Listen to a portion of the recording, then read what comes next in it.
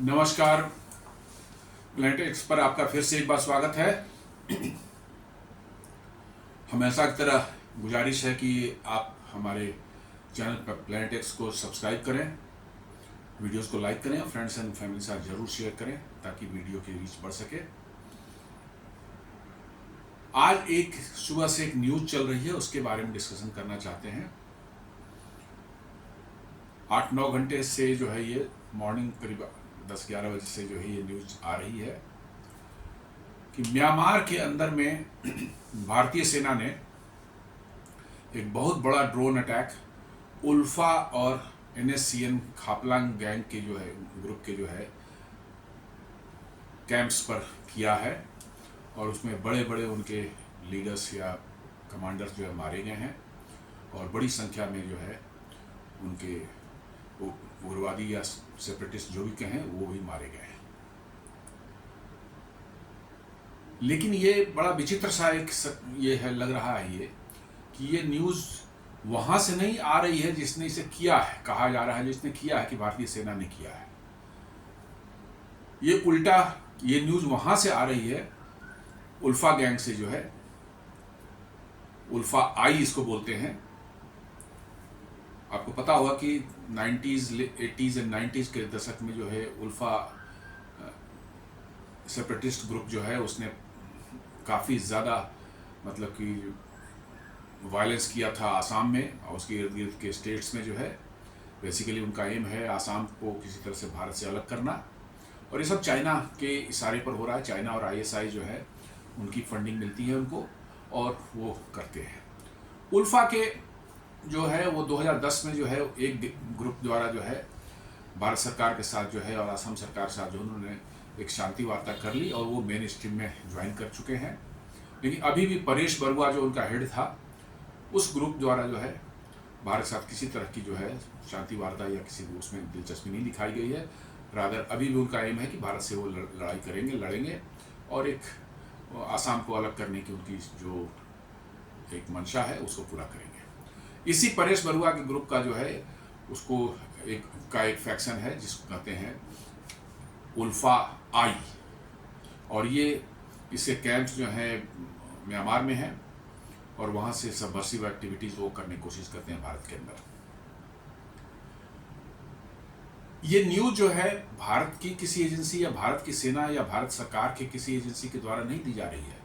ये न्यूज़ उन्हीं के द्वारा दी जा रही है कि उनके कमांडर जो है नयन असोम जो है वो मारे गए हैं, एक दो और बड़े कमांडर मारे गए हैं और हंड्रेड्स की संख्या में जो है उनके जो सेपरेटिस्ट ग्रुप के जो उनके उग्रवादी हैं वो सब मारे गए हैं।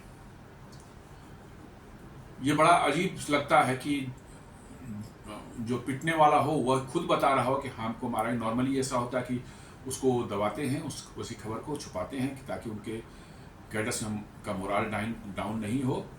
और ये नॉर्मली जो है जो अटैक करने वाली होती है, जैसे भारतीय सेना हो या भारत की कोई और एजेंसी हो, वो एक क्लेम करती है। जब भारतीय सेना से इसके बारे में पूछा गया तो उन्होंने कहा कि ऐसा कुछ हुआ है, हमें तो कुछ पता मालूम ही नहीं है। तो एक बड़ा अजीब सिचुएशन है कि उल्फा आई के कैंप पर अटैक हुआ, हंड्रेड्स ऑफ ड्रोन गए, करीब 100 से ज़्यादा ड्रोन वहाँ पर भेजे गए और उन ड्रोन से स्ट्राइक की गई और 100 से ज़्यादा लोगों के मरने की खबर जो है दी जा रही है और कुछ 2-3 बड़े कमांडर्स उनके जो है मारे गए। शायद उसमें NSCN खापलांग गैंग भी ग्रुप भी का भी उसमें मतलब कि डैमेज हुआ है। NSCN खापलांग ग्रुप के बारे में बता दूं कि नागालैंड जो separatist activities late 80s 90s में जो चलता रहा था, अब तो शांति है नागालैंड में, क्योंकि उसके एक जो डोमिनेंट ग्रुप है NSCN IM, NSCN आइजैक मोविया उसको बोलते हैं, वो भारत साथ सीज फायर एग्रीमेंट में है पिछले 20 सालों से करीब, और नागालैंड में शांति है मोरलेस। लेकिन खापलांग ग्रुप जो NSCN खापलांग NSCN के बोलते हैं उसको, वो उनका जो है ट्रेनिंग कैंप और ये सब अड्डे जो हैं बने हुए हैं म्यांमार में और वो नहीं मानने को तैयार हैं। उनका कहना है कि हम लोग अभी भी लड़ेंगे भारत सरकार से। शायद उनका जो है जो कहा जा रहा है कि उनका जो है उल्फा आई का जो वहाँ पर बेस है म्यांमार के अंदर में जो है वहाँ पर उन दोनों के साठगांठ या उन दोनों की अलायंस आपस में है भारत के अंदर सबवर्सिव एक्टिविटीज़ करने के लिए। और ये न्यूज़ वहीं से निकल करके आ रही, भारतीय सेना कह रही कि हमें तो पता ही नहीं है ऐसा हुआ है क्या, हमें नहीं मालूम है। तो अब इसके दो मतलब की जो है मतलब निकलते हैं। एक मतलब तो ये है कि जो बरुआ ग्रुप है, परेश बरुआ जो है, उसके साथ में जो है भारत सरकार जो है उसके साथ भी जो है कुछ शांति के वार्ता करके जो है इस मैटर को हमेशा हमेशा के लिए आसाम में खत्म कर देना चाहती है। शायद उसको ये करने के डिस्टर्ब करने के लिए ये ऐसा न्यूज़ फैलाया जा रहा हो कि साहब हम पर अटैक हुआ है तो हम कैसे मतलब कि जो है ये करेंगे, क्योंकि हर एक ग्रुप में कई एक ग्रुप होते हैं अलग अलग जिनका विचारधारा रहती है। कुछ तैयार होते हैं किसी एक खास मतलब कि जो है एग्रीमेंट के लिए जो है, कुछ उसका विरोध करते हैं। तो ये शायद वो भी हो सकता है कि भाई उन्होंने इस पूरे वार्तालाप जो होने की संभावना थी उसको डिस्टर्ब करने के लिए जो है उन्होंने इस बात को फैलाई हो। दूसरा एक और हो सकता है, आपने देखा होगा 2016 में भारत ने जो है पाकिस्तान पर सर्जिकल स्ट्राइक जो है की थी, उरी में जो आतंकी हमला हुआ था उसके बाद। फिर 2019 में जो है पुलवामा अटैक जो हुआ था जिसमें हमारे 40 सीआरपीएफ के जवान जो है वीर गति को प्राप्त हुए थे। उसके बाद भारत ने बहुत बड़ी एक एयर स्ट्राइक की थी बालाकोट में जो है, जहां पर एक बहुत बड़े आतंकी ट्रेनिंग कैंप पर निशाना किया गया था और कई सौ आतंकी मारे जाने की वहां से खबर आई थी। तो अपने और इस बार इवन ऑपरेशन सिंदूर भी जो हुआ है इसके बाद भी, जबकि इसमें सबूत अच्छे से हैं, एक भारत में एक सबूत गैंग खड़ा हो गया। भारत सेना कुछ भी कहती है उसका सबूत मांगते हैं। भारत की सेना पर उनको विश्वास नहीं है, उस सबूत पर उनको चाहिए। वर्चुअली जो है उन्हें भारत की सेना के शौर्य और इनके जो है कैपेबिलिटीज पर बिल्कुल भरोसा नहीं है। भारत को अंडरमाइन करने की उनकी जो एक इच्छा है हर चीज में। एक लेफ्ट लिबरल गैंग भारत में काम करता है। वैसे लोग जो है हमेशा कुछ भी आप कहें तो कहेंगे हमें सबूत दीजिए, हमें मतलब जो है, और मीडिया में बहुत उछाला जाता है इसको, इंटरनेशनल मीडिया में भी और नेशनल मीडिया में भी इसको उछाला जाता है। शायद ये भी हो सकता है कि भारत सरकार ने सोच लिया कि ये सबूत चक्कर में क्यों पड़ना है, बस जो है उसको निपटाओ और चुपचाप शांत रहो, अपना काम हो गया, दफा करो उसको। ये भी एक हो सकता है, क्योंकि इतनी बड़ी खबर जो है कोई एक सेपरेटिस्ट ग्रुप जो है अपने बारे में इस तरह से फैलाए, ये मुझे बहुत कोई लॉजिकल नहीं लगता। कुछ ना कुछ इसके पीछे बात होगी।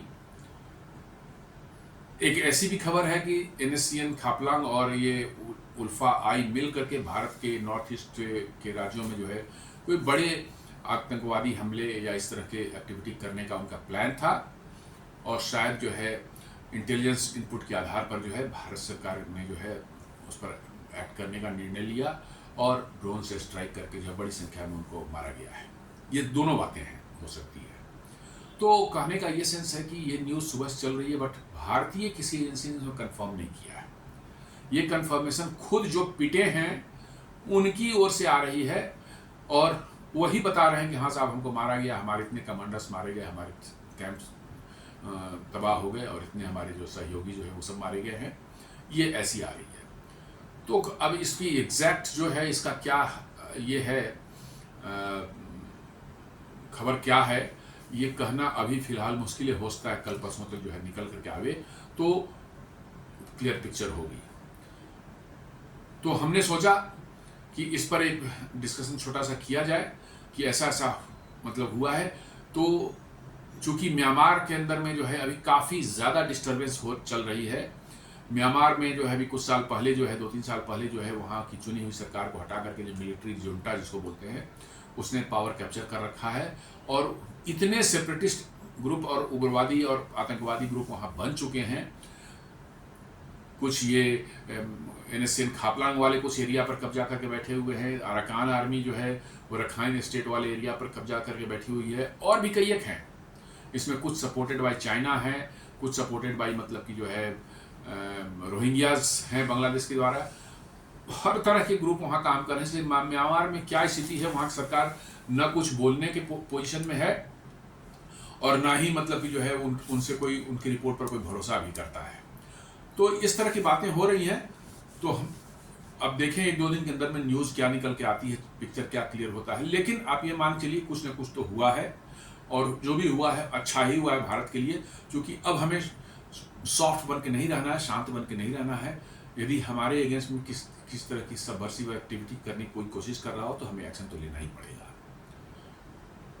और यदि लिया गया है तो बहुत अच्छा किया गया है, क्योंकि ये एक मैसेज जाता है आपके एडवर्सरीज को कि भाई आप हमारे अगेंस्ट में कुछ इस तरह की बातें करेंगे तो यू आर नॉट सेफ। आप कहीं पर भी हो, पाताल में हो, आकाश में हो, पाताल में हो, यू आर नॉट सेफ। आपको आपके अगेंस्ट में जो है कार्रवाई की जाएगी और आपका बचना असंभव है।